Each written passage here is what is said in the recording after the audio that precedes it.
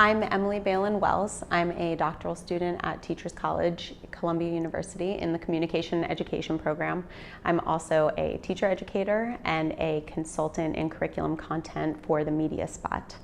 When I think back, one of my most prominent memories having to do with pop culture is when I was a preteen. All I wanted was a subscription to 17 magazine. My mom would not get it for me, but I would get it every once in a while from the supermarket checkout. But it's the artifact that sticks out in my brain in terms of being a preteen and a teenager, but also a girl and coming of age as a young woman. It was really the one artifact that I felt reflected what I was going through, that I could kind of look to outside of my peers or my mom for answers about questions or life or pop culture. So that's something that really sticks out in my brain when I think back about, when I trace how I got to the work that I'm doing today. When I was undergrad at Dickinson College, I was a women's studies and sociology double major, and it was really the first time that I started gaining these critical thinking skills and tools to think more deliberately and critically about items in popular culture, about society and culture, and how we really are socialized to and normalized to think about our gendered lives, our race lives, our class lives. So I'd always been interested in kind of issues around race, class, and gender, but it was in college when I started developing or gaining more experience and more knowledge around those concepts. It was also the first time that I was introduced to this concept of media literacy, which is the ability to access, analyze, evaluate, and create in a variety of different forms. And connecting that back to 17, I started realizing in college that I'd really been kind of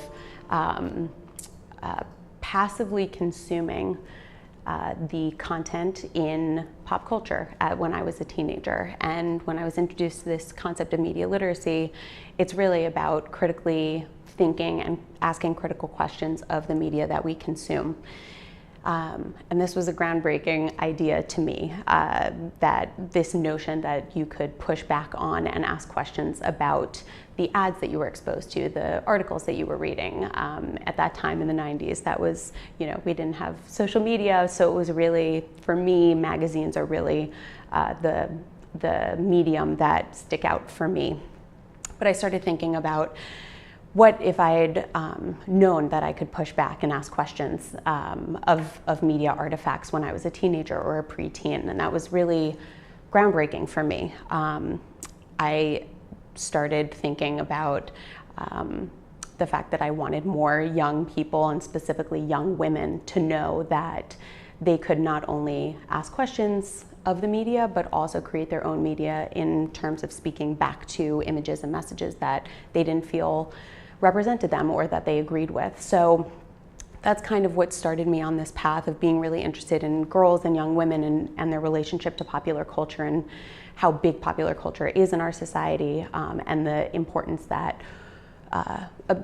of really educating young people on the notion that there are authors who create these messages. There are techniques that are used to grab our attention. There are certain lifestyles and values that are represented, and most importantly, there are always things that are omitted. And so we really need to be more aware of how media messages are constructed and conveyed to us, and also be aware that we can ask questions of that media. So with critical media literacy, that's the field that I kind of operate in, along with literacy as a wider field, multimodality. But with critical media literacy, for me, that's really bridging cultural studies and critical studies with the field of media literacy. And so that's adding a layer of social justice and a focus on culturally relevant pedagogies, and applying that to thinking about popular culture and about the media that we consume. And today, with platforms like YouTube, with everybody having a smartphone, with other digital tools that we are also creating media, and we need to be critical thinkers around that.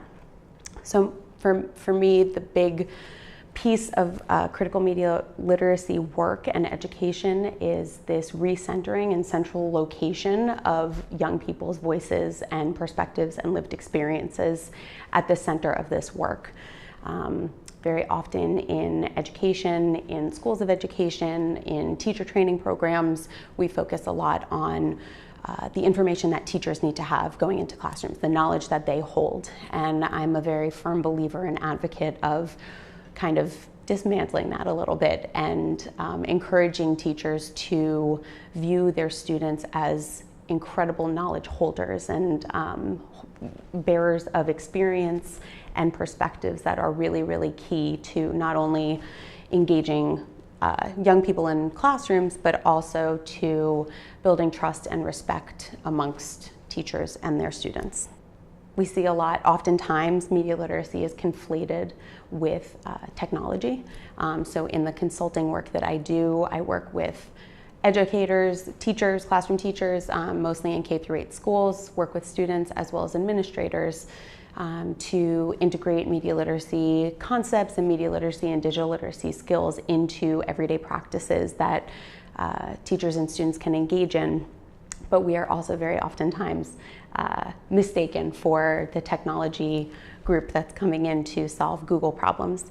And while that's important and it's a big piece of the work that we do, it's also our job to educate our teachers and the people that we're working with about the content of media literacy, about the importance of critical thinking, of critical production.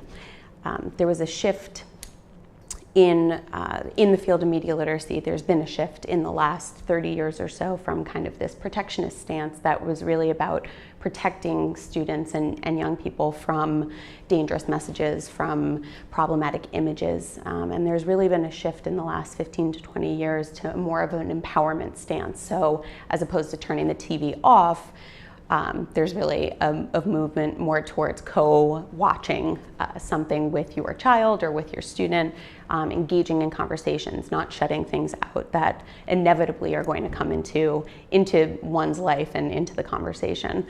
So I'm a really big advocate of empowering young people to, again, not only consume media in critical ways, but also to prepare them and allow them, work alongside them to create images and messages that are critical and that offer their perspectives and thoughts on existing artifacts.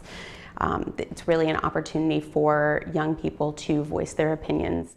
In the work I've been doing most recently, I have been focusing on storytelling practices and media making that allow young people to engage in identity work. I've also done that work with pre-service teachers. I think what's really central to critical media literacy and to storytelling is this location of the self, of the individual, and this exploration of the self that has to happen before we can really thoughtfully and critically engage with the media around us.